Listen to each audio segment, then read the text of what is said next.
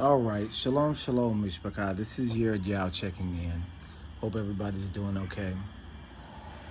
So, what I wanted to talk to you guys today about is the shape of the earth, of course. You know, this is one of my favorite subjects, being a thing that, we have been researching for the past 8, 9 years, about 8 years since 2015.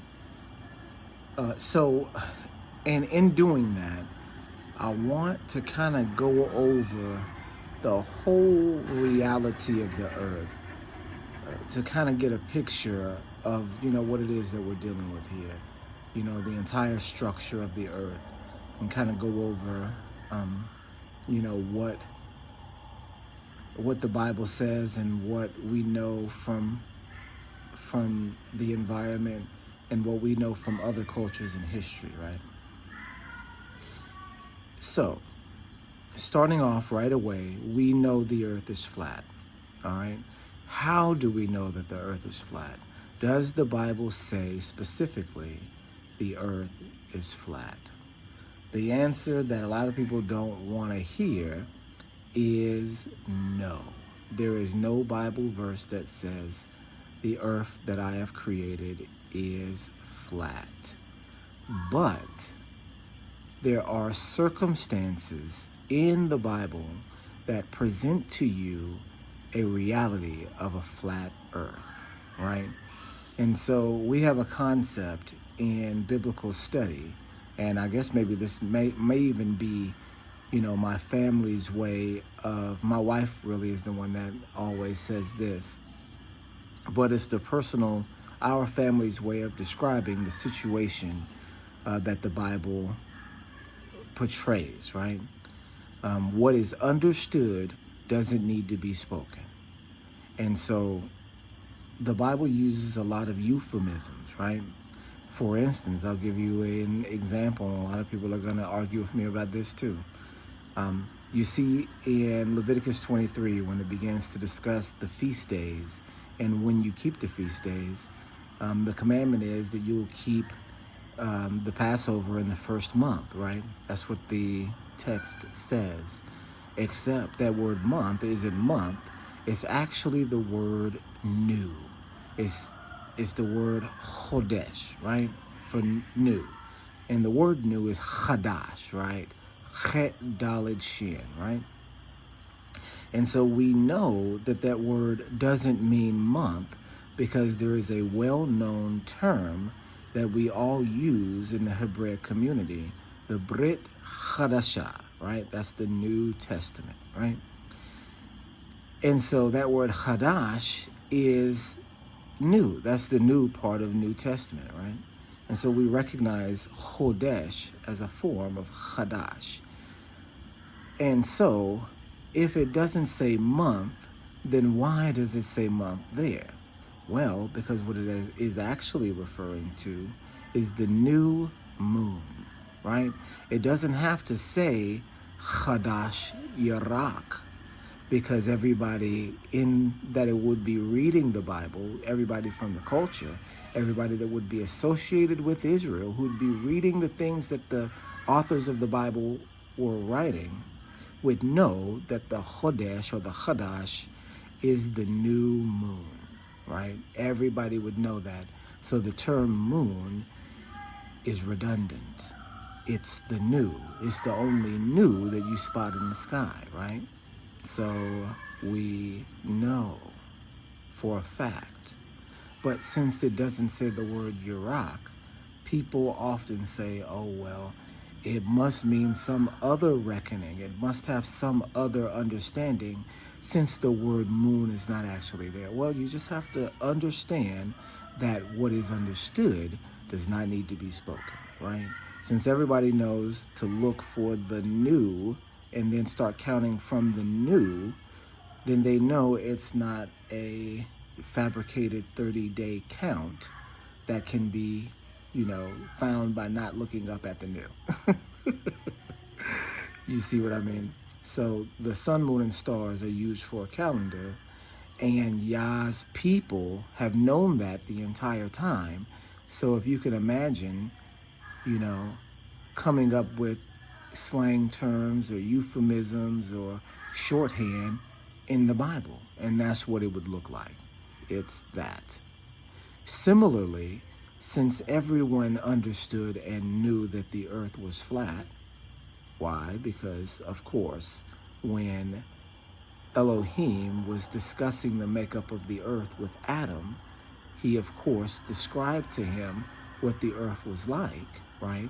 When Enoch was being taken around heaven, as we have, record of in the book of Enoch, he is not describing a situation that is around anything, right? And so we recognize that ancient information about the shape and the structure and the reality of the earth is understood by the entire world. And we understand that by looking also at the quote-unquote mythologies or quote-unquote cosmologies of all the other cultures on the earth too before this present one, right? Okay, and so with all of that out of the way, with all that being said, what does the earth look like, right? And so we've already described earth is a flat piece of rock, right? The term earth actually means piece or edge, right? Like a piece of something else. And so that's what the earth is. It's a piece of rock that is sitting in the water and out of the water, the scripture says. And so we see that really all of the pieces are connected, and what we see is just what we see sticking out of the water. And that giant piece itself is situated in the water and out of the water, with being stood up by pillars. Now, what's under the earth? An ocean, the great deep. How deep does it go? We do not know. Right? This is just questions that we don't have the answers to. What is it fixed to at the bottom? We do not know. These are questions that we don't have the answers to. And so people have to also be satisfied with information that we don't have as well. So, moving on. The earth itself, or the atmosphere, the environment that the earth is made up of 3 dimensions, right? So you have the earth, the land that we're living on now. You have Sheol, which is the grave, the pit, the level underneath us, which is within the earth, in caverns within the earth. And then you have also heaven, which is above the earth and is an ocean with a temple on top of it. And within that temple, we know, is the Most High, the Creator, the entity that set all things in order, right? And so we know all of these things from just the biblical description, right? And so what does heaven itself look like? We know there's a throne there. We know there's a temple there. We know there's a city there. We know there's gates, right? Because all the things that are on earth are the mirror image in heaven, except in a righteous form. We know there is an ocean there, an ocean that is, comparable to the ocean that is on earth, because in Genesis 1, it says that the firmament divided the waters from the waters. We know that part of heaven is inaccessible by flesh and blood. As we hear the Messiah says, flesh and blood cannot inherit the kingdom of heaven. We know that a flesh and blood human being cannot enter into that space. We also know that there is a separation between heaven and earth that is within the heavens, right? Called the firmament. In Hebrew, that word is rakia, right? And what it means is a thing that has been beaten flat or solid. That's right. There is a dome in the sky. When you look up at the sky, you're not seeing an expanse of heaven, as the translation of firmament will give you. So it says expanse. And that's a deceptive term because you think expanse as being deep, but what it actually means is expanse as being a structure that is just very, very, very large, right? That's what they mean. And they know what they're doing with the tricky language. And we'll talk about that as well. The tricky language is for a purpose, right? And so what that word means is to be beaten flat solid. It comes from the root word raka, which is to beat something solid. So it is a thing that is beaten flat and solid. Josephus describes it as crystalline in structure. And that's also repeated, I believe, in the book of Ezekiel, and then also in the book of Exodus, where the firmament is described as being crystalline in nature. So the the dome itself is made out of like some sort of diamond structure, some sort of crystal structure in the sky. And it's like translucent, right? And so that is what is in the heavens. That is what separates us from the ocean that is on top of us, and then the kingdom that is on top of that ocean, right? This is the structure of heaven, right? So when we look up at the sky, what we're actually looking at is a crystal structure that is the floor of the bottom of another ocean. You guys understand? Is my face just shining? Okay, so when you look up at the sky, you're looking at the bottom of the bottom end of an ocean floor. And there's an ocean over top of it. Whether there's some sort of creatures in there, of course, flesh and blood cannot enter into the kingdom of heaven, but we don't know anything about the nature of the water of heaven. So we can't say that we know what's in that water. There definitely wouldn't be any creatures made out of flesh, but we don't know what's in it, right? We know what's in the kingdom. We know what's around the kingdom. We know the 24 elders. We know the 4 beasts. We know all of these different things, right?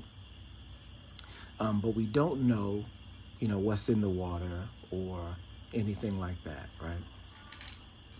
And so that is heaven. That's what heaven looks like. It is another dimension that sits on top of this one.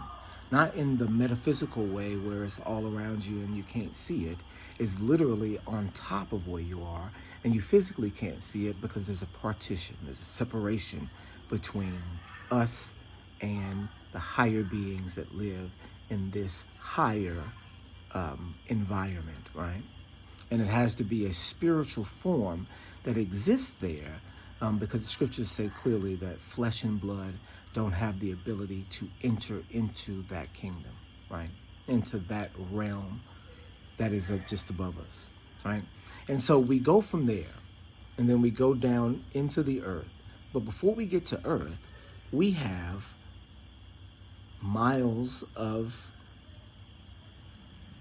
space, right? What we would consider to be open space.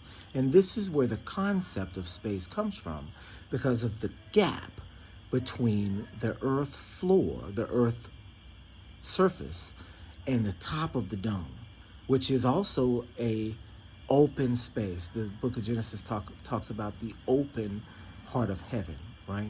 And so when you look up, the space between us and the firmament, that seafloor bottom, that ocean bottom, is also known in the scripture as heaven, because it's a realm that is above us. And what's interesting about that realm is that Paul says that the devil lives in that realm, right? The spirit of the devil lives in the sky, right? The prince of the power of the air is the way that he describes it. And so then he also describes it as heavenly powers, in the book of Ephesians too.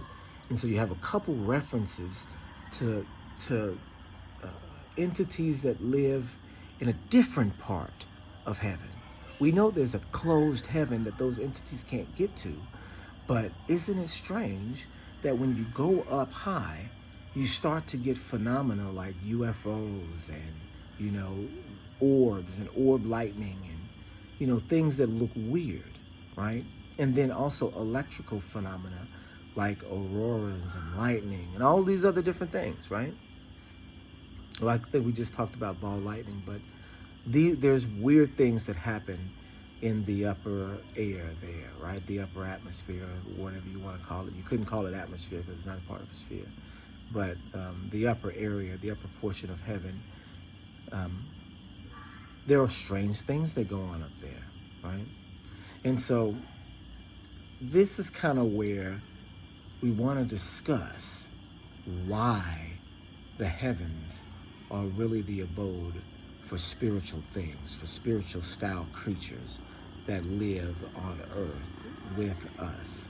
See, you guys, the earth is home to two different sorts of creatures, and you've got to recognize this about your reality, or else you won't understand really anything else. The two different types of creatures that exist on this planet are the creatures that are made out of flesh and blood, humans and animals, and then the creatures that are made out of spirit, the creatures that are made out of energy, the creatures that have consciousness and no body. Do you understand what I mean? And so a scientist, right, would stop there. He wouldn't be able to study anything that he can't see or touch or experiment upon. So there would be no way that a scientist could interpret those other creatures, right? And so if, as a scientist, since you can't study these other creatures, just posit that they don't exist, then the creatures themselves, who are not, stupid creatures, can also react and play off of that and encourage it too. Do you see what I mean? So the creatures that are on earth are two. Ones that are made out of flesh and ones that are made out of spirit, energy, or whatever you want to call it, right? And so the interesting thing about that is that we do see in, these, and you get into paranormal research, there are these expressions of spiritual energy called EVPs, right? Electronic voice phenomena. And people say it's, radio waves are left over from, but it's an interesting phenomenon where voices in electrical static tend to appear and give messages, right? You can see it. There's movies about it. There's a movie called White Noise. But the reality of it is that if you have a being, a bioelectric organism that's made out of electricity or made out of some sort of cognizant air, then how would it communicate with you, right? How would it be able to communicate with a person in flesh and blood? It would have to be through some sort of electrical device, right? If it were possible. Or maybe it could communicate directly to your brain, because your brain is an electrical device. And then thus you have something called possession, right? If you're possessed by a spirit, isn't something else operating the electrical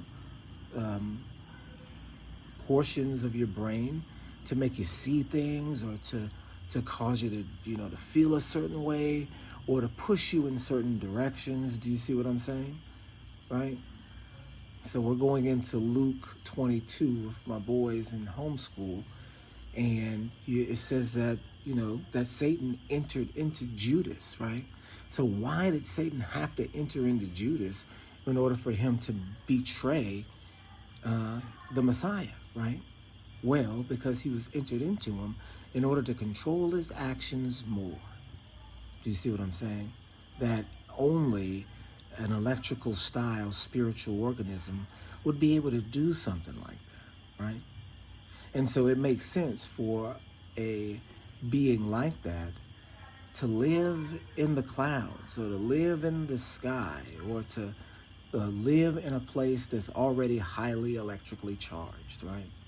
On top of mountains, in volcanoes. You've seen the pictures. Maybe some of you guys have seen the volcano eruptions that have the orbs around them.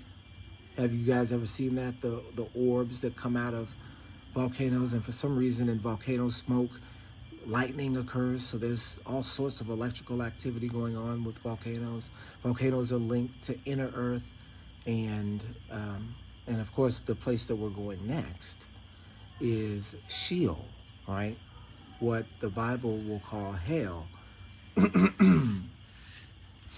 But what it actually is, and this is interesting enough, because we go from heaven, and then the open part of heaven, to earth, and then what's inside of earth. And so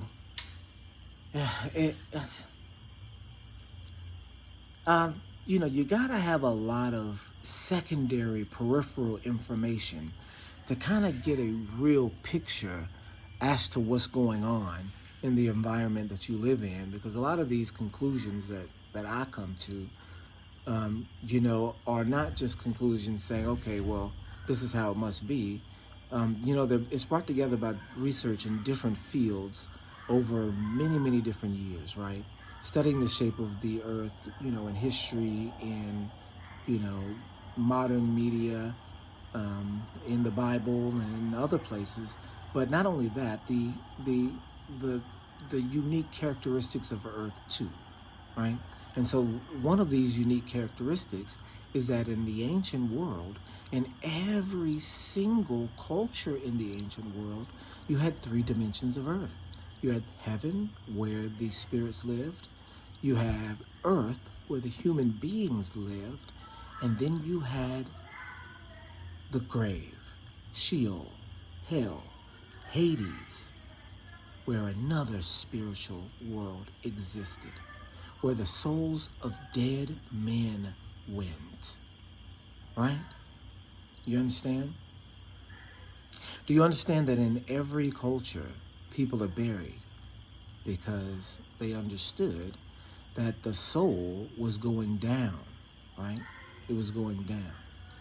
So the soul and hell, are the places hell is the place where the soul is kept, right? And what that means, y'all, is that the traditional word hell applies to everybody. That's right. Everybody goes to hell. Everybody goes to hell. When you die, your soul descends into the earth, and it is categorized as either a righteous soul or a wicked soul. If he's a righteous soul, according to Yahusha, the Messiah, he will be taken by the angels, and this is in Luke chapter 16. We all know it. He will be taken by the angels to a place called Abraham's bosom, right? And so we know this is not a place that Abraham, has been in the entire, span of human history. But it's named after Abraham in Yahusha's parable. Now, people say this is a parable that he's just talking, right? But why would he describe a fantasy world when he's trying to tell his disciples what's going on in a story that doesn't have anything to do with the surrounding environment? He's giving you a real environment and a story within that real environment. We all know this, right? And so in Luke chapter 16, you have the story of Lazarus and the rich man. And Lazarus dies, and he's taken to Abraham's bosom by the angels. And so this is a place within the earth. It says also that the rich man was taken and sent into the pit, into hell, and that he was tormented. And guess what? It says there's a river of water that separates the two. so that he can't go over to Abraham's bosom and enjoy comfort there. Do you understand that Yahushua, when he was being crucified, talks about a place called paradise, right? We know that he didn't go into heaven immediately. We know that he went inside the earth first. But wait, he said that he would awake with him in paradise. We also know that you don't go to heaven right away, that you go down into the earth until Judgment Day where you're resurrected, right? Right? And so some people think that you're asleep. Well, Abraham was talking and this other man was awake and in torments.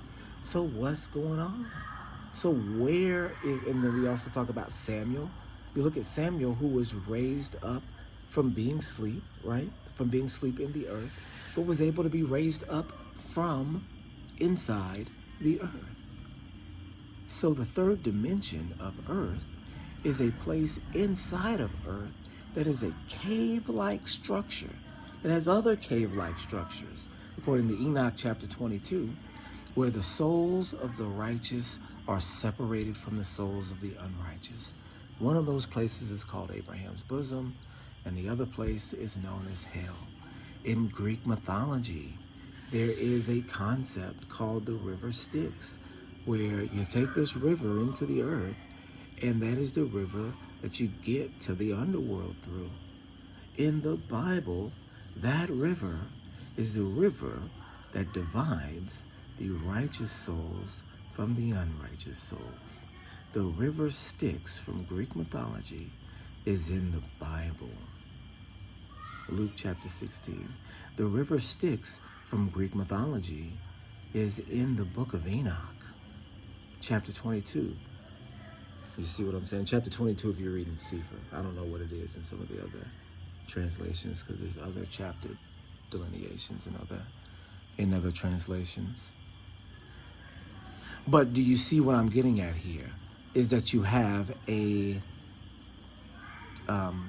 complete congruence of geographical model throughout cultures that you shouldn't have congruence with. Greek culture and Hebrew culture are opposed. So why do they have the same underworld? Why do they have the same, it sounded like I was, why do they have the same underworld? I don't know why. Anyway, why do they have the same underworld? Why do they have the same heaven structure? And it's not just Greek mythology, it's in all ancient cultures. The only culture that did not believe that the earth was flat, that there was a solid dome over top of the earth, and that there was an inner earth world which housed the dead, the only culture that didn't believe this was this current one. Is the current culture, the current world culture that we're in today, right? Either we are right and everybody else in history is wrong, or we're wrong and everybody else through history is right.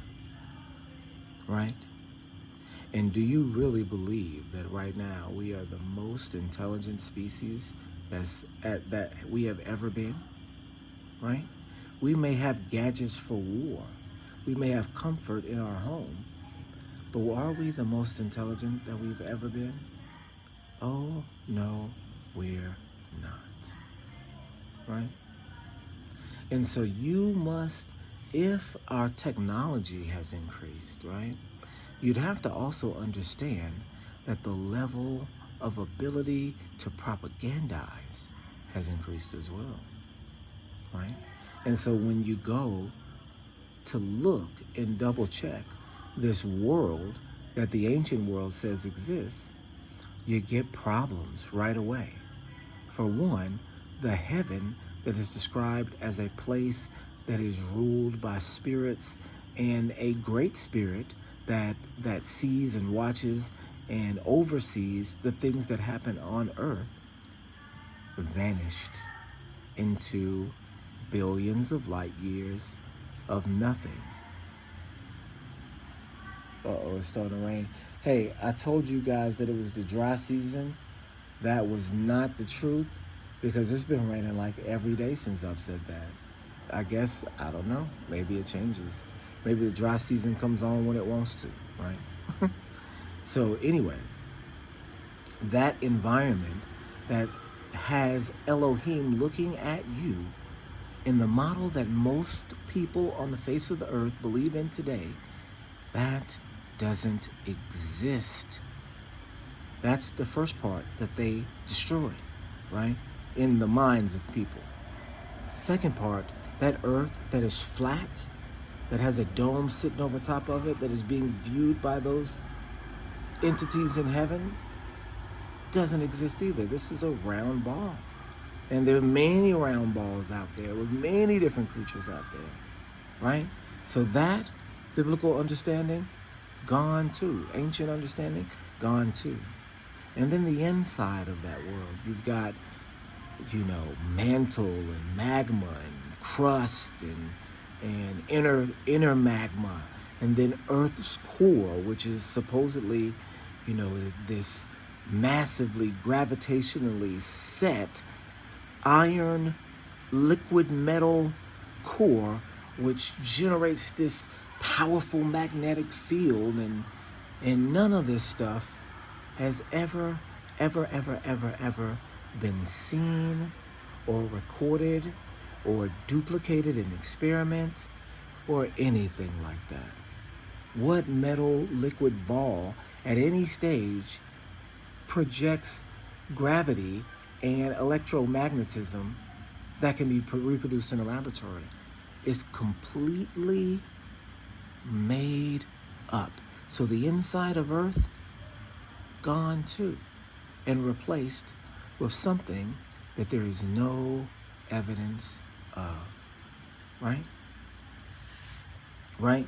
So when earthquakes happen, earthquakes are felt all over the earth at the same time. Seismic readings are felt everywhere across the earth at the same time. And you have two different types of seismic waves. You have P waves and S waves, primary waves and secondary waves. And the way they work is that they bounce off one another until they get to a certain point, and then they travel all across the surface, as if there is a large open structure or open air inside the earth. See, when earthquakes happen, the entire earth rings like a bell. Ding! Which means it's hollow. And so check this out, you guys. The hollow earth theory is correct too, except it's the model that is wrong, right? The model they give you for a hollow earth theory of a globe that has an empty inside. No.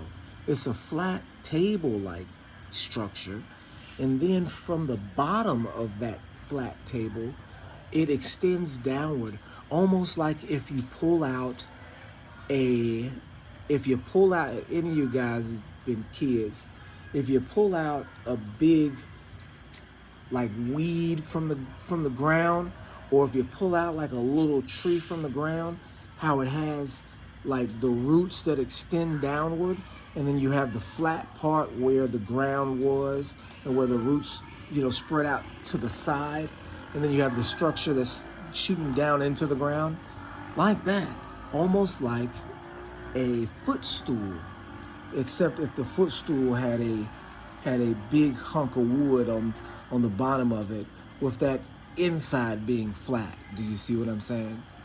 I'm trying to give you guys a really good metaphor. It'd be like an upside down mountain, I guess you would say, where it's flat on the top and with the structure going down inside. Do you see what I'm saying? And then that structure going down is porous, right? With big, huge caverns, enough so to where that it can be considered hollow, right? And this is where the souls of man go until Judgment Day. Do you see what I'm saying? People already believe in a similar thing if you believe, in the Bible. Because people have it wrong when they try to merge what the Bible says with what they already believe, right? And so in Christianity, the tendency is to say, hey, once someone dies, wait a second, they're already in heaven, right? They've went, grown wings and become angels and went to heaven already as soon as they die, right? That's what people believe. That's what people preach. That's what preachers preach. And it's crazy because, I've even heard at funerals the pastor saying, we believe that her spirit is in heaven or his spirit is in heaven. We believe that. Not that's what the Bible says, but that's what we believe. Wait, so if the Messiah went, resurrected and went to heaven, then what's so special about that act, right? What's so special about that happening if everybody just does that when they die anyway? Resurrecting and going to heaven is what everybody believes we do already. What was special about Yahushua when he did it, right? Well, you got to understand, it's wrong the way that you've looked at it. Nobody goes to heaven. Everybody goes to the grave. Everybody goes inside the earth, whether you're either sleeping or you're being tormented or waiting for your resurrection date to come, right? That's the whole concept behind 1 Corinthians 15, that Messiah resurrected first, right? And then gets to go to heaven because of the things that he did on earth, right? And then we follow, or actually heaven comes to earth, right? And we're resurrected into the kingdom from there, right? And so this is the structure of the earth. This is the understanding of the earth. It's three-dimensional. It has a heaven that's full of spirits, powerful spirits. It has a firmament that is a solid glass dome that separates those powerful spirits from the humans that live on the other part. There's an open heaven where spirits that are on earth, spirits that have been cast out from heaven, exist. And also good spirits too, because we know Jacob's ladder, he saw angels coming up and down, right? And so that world, that realm in the open part of the heaven that we can see has creatures in it too, right? Then the next part is earth with beings made of flesh and blood, the first fruits of creatures like this, the Bible says, right? And then you have another realm where those entities, when they die and return to spirit form, are held until they can be deemed worthy to enter into the kingdom or not. This is the structure of your reality, and there's proofs everywhere. They tried to drill down into the earth, right, into these mantles and magma cores that they try to say exist. They got about 7 miles down, which is not even breaking the crust level. In fact, when they got that deep, it became so hot that they broke the diamond drill that they were using. This is the Russian bore.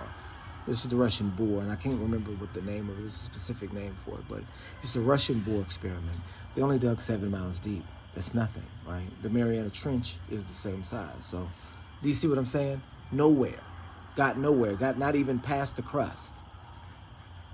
So how can they say what exists on the other side, right? Lots of times in deep caves, you hear voices that come out, strange sounds, as if there's some other world on the inside of the earth. And there is, right? And this is the information of Yah that they will at every point tell you does not exist. But this is how the earth is. This is the environment that you live in already, right? And that's how you can know. That's why you know that if they start talking alien this or alien that, don't fall for it, because there are entities that you cannot see that already exist on Earth, and they're weird like the aliens would be. And these entities that already exist that you can't see, that are energetic, are not stupid, right?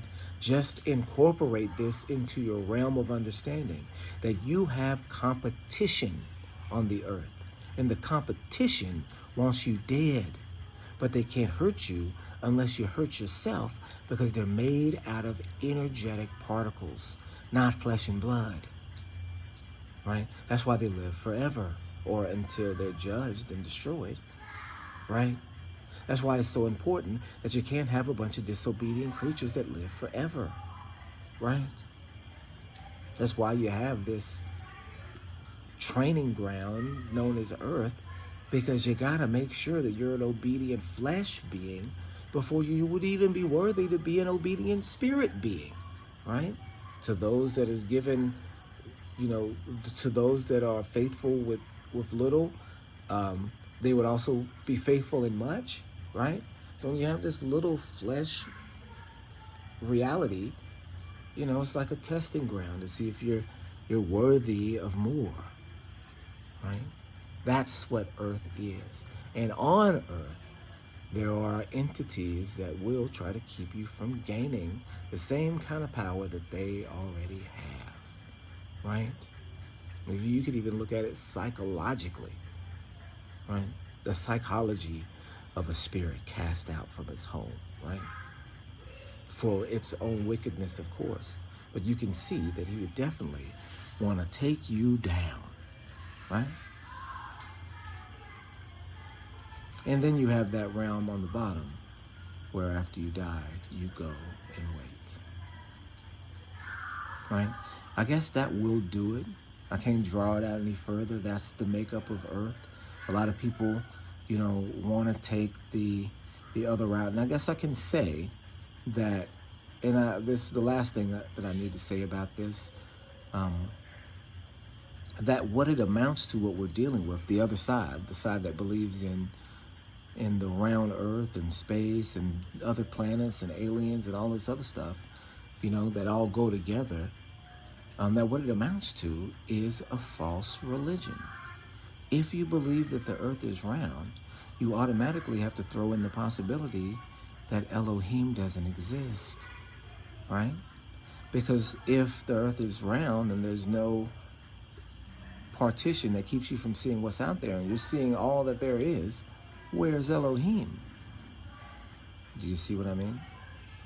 Automatically, from the very beginning of believing that the Earth is round, it eliminates the environment of Elohim. So then where is he? You see what I'm saying? You're starting off with an atheistic assumption, believing that the Earth is round. Do you understand what I mean? Because if that's the case, where is he? Right? If we can see deep into space for millions of light years even, where is he? Where's Elohim? So this is the importance of understanding your word. Because if you believe in that round Earth, you are automatically inducted into a modern false religion. Belief that the Earth is round is a modern religion that at its start eliminates Elohim and replaces Elohim with any other higher being that you meet from any other planet. And guess what? Those entities that are from your planet that you can't see, that you don't believe exist, if they show up and pretend to be from other planets, don't you think that you'll respect them? Because you've already got this notion in your mind that they are smarter than you and that you should listen to what they say. You see what I mean? Don't get fooled, you guys. All right? This has been the shape of the Earth. This has been the understanding of the Earth and what it is, what type of world it is, what type of environment it is, what are its parts, what are its dimensions, right? Okay, you guys, that's all I got. Shalom, shalom.